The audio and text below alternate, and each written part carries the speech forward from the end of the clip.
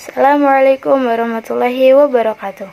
Hai teman-teman semuanya, perkenalkan nama saya Heranjani dari Fakultas Ekonomi dan Bisnis Prodi Akuntansi. Hari ini saya akan membahas topik yang sangat menarik dan relevan, yaitu tentang kejahatan bisnis.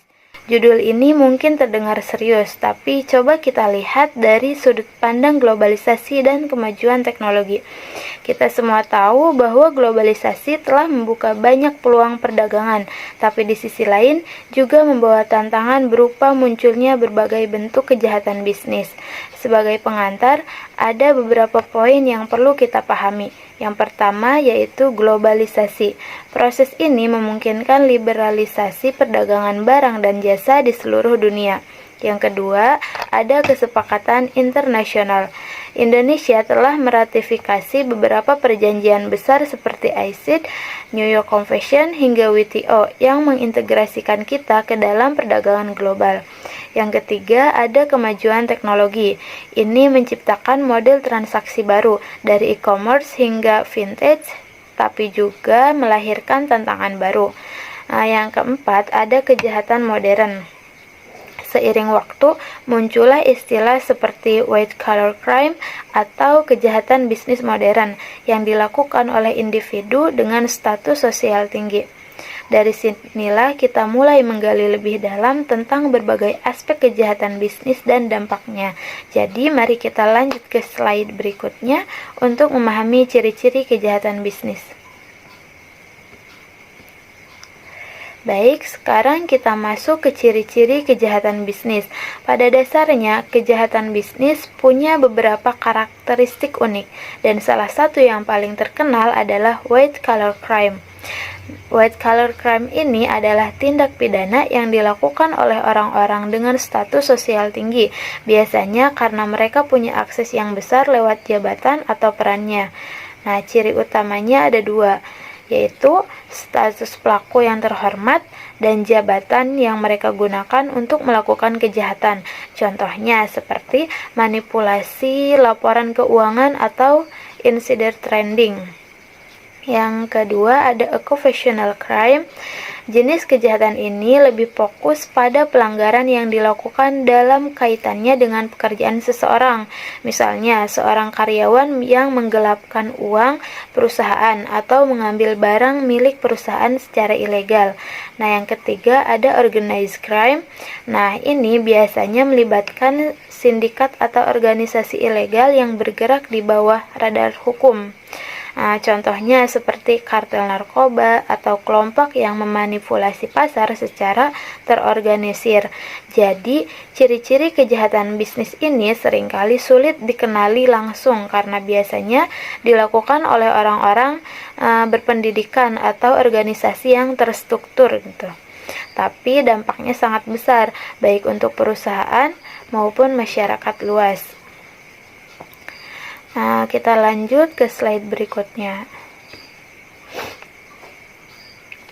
Nah, baik, kita sekarang masuk ke bentuk kejahatan bisnis di bidang ekonomi. Di sini ada 2 poin besar yang akan kita bahas, yaitu contoh kejahatan dan modus operandi kejahatan bisnis. Yang pertama, contoh kejahatan bisnis di bidang ekonomi.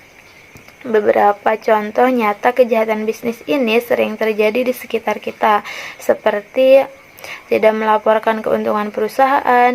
Misalnya, perusahaan dengan sengaja menyembunyikan pendapatan untuk mengurangi pajak.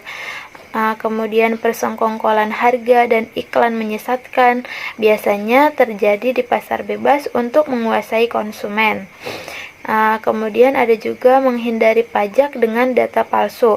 Ini salah satu cara klasik yang merugikan negara. Kemudian produksi yang mencemari lingkungan.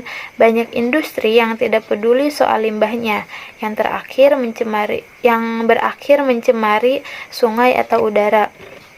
Kemudian mengabaikan keselamatan kerja.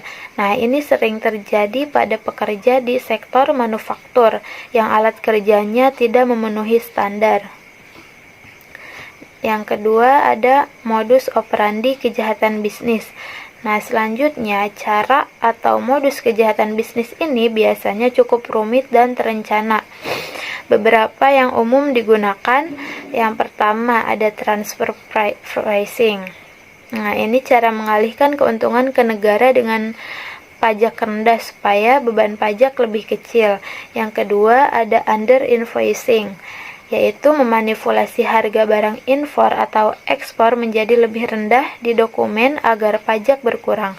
Yang ketiga ada over invoicing. Sebaliknya, ini menaikkan harga barang pada dokumen agar terlihat perusahaan rugi. Yang terakhir ada window dressing. Ini memalsukan laporan keuangan yang membuat perusahaan terlihat lebih sehat secara finansial dari kenyataannya. Kejahatan-kejahatan ini punya dampak besar seperti kerugian negara, kerusakan lingkungan, dan juga kelemahan kepercayaan masyarakat terhadap dunia bisnis.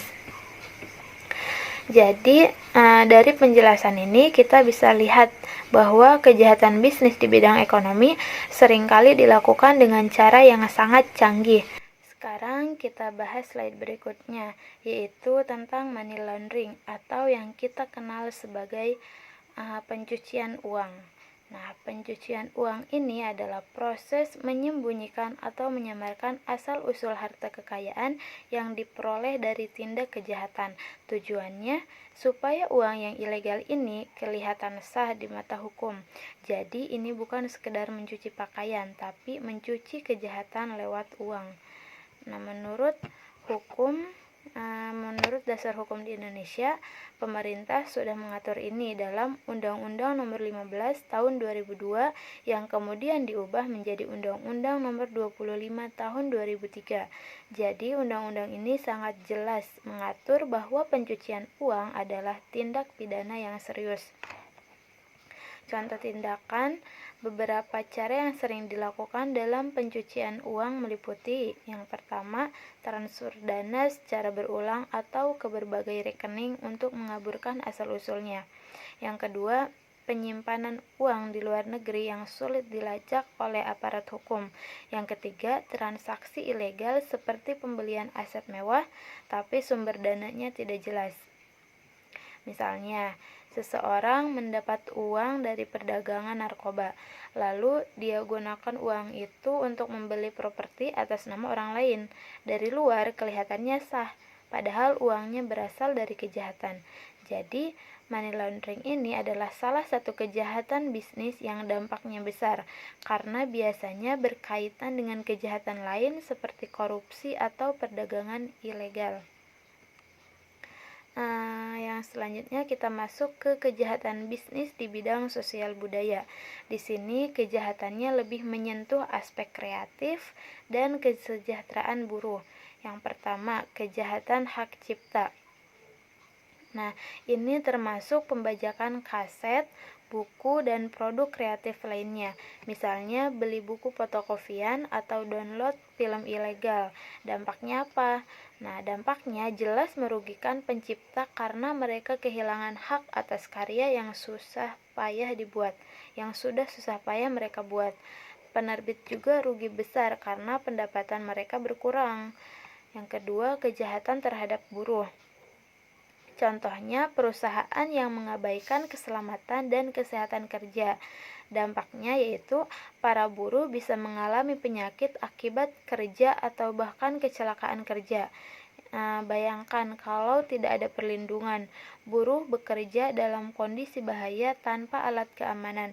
Ini sangat tidak manusiawi ya.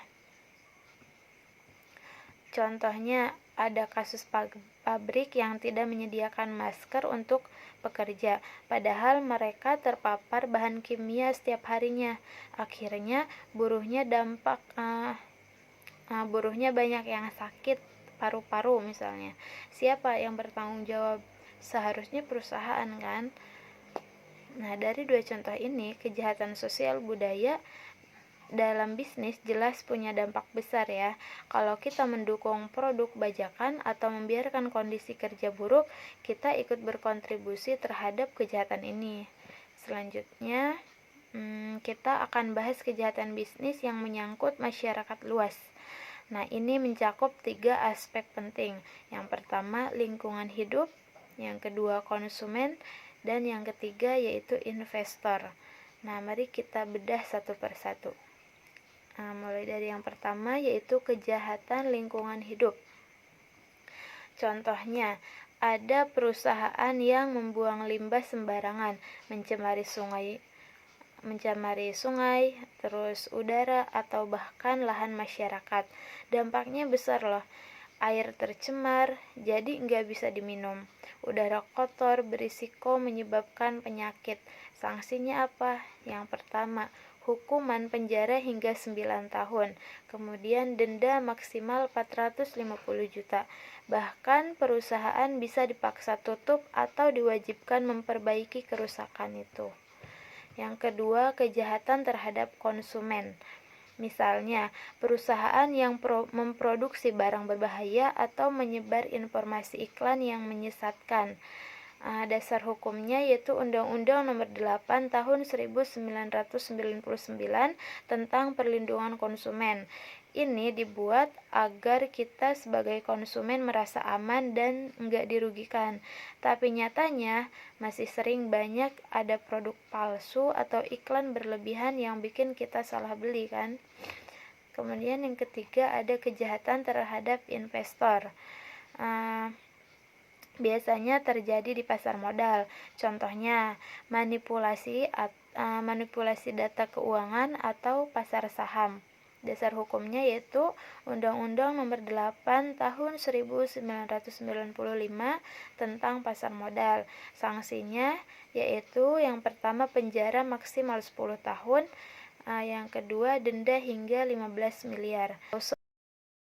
Orang investor dirugikan karena laporan palsu perusahaan. Dampaknya bisa ke kepercayaan publik terhadap ekonomi kita.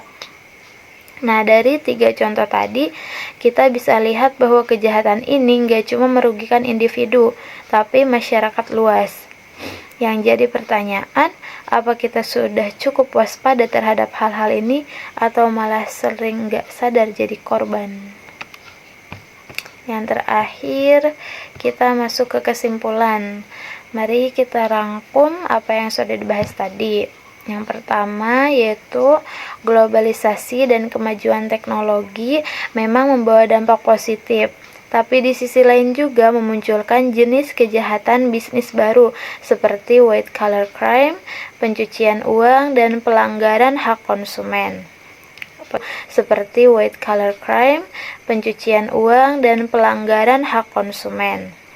Poin kedua, kejahatan bisnis ini berdampak luas, bukan hanya pada ekonomi tetapi juga aspek sosial, budaya, lingkungan hidup, dan kepercayaan masyarakat. Mengapa penting dihentikan? Untuk itu diperlukan yang pertama, regulasi yang ketat supaya perusahaan tidak melanggar aturan. Yang kedua, kesadaran masyarakat agar kita lebih kritis dan paham hak-hak kita, baik sebagai konsumen, pekerja, maupun investor. Jadi, mari kita renungkan apa kita sudah memahami dan mendukung upaya pencegahan kejahatan bisnis, atau justru kita tanpa sadar terlibat sebagai pelaku atau korban. Semua ini butuh kerjasama sama kita sebagai masyarakat ya. Demikian presentasi saya tentang kejahatan bisnis. Terima kasih atas perhatian dan kesempatannya. Semoga bermanfaat dan membuka wawasan kita semua. Wassalamualaikum warahmatullahi wabarakatuh.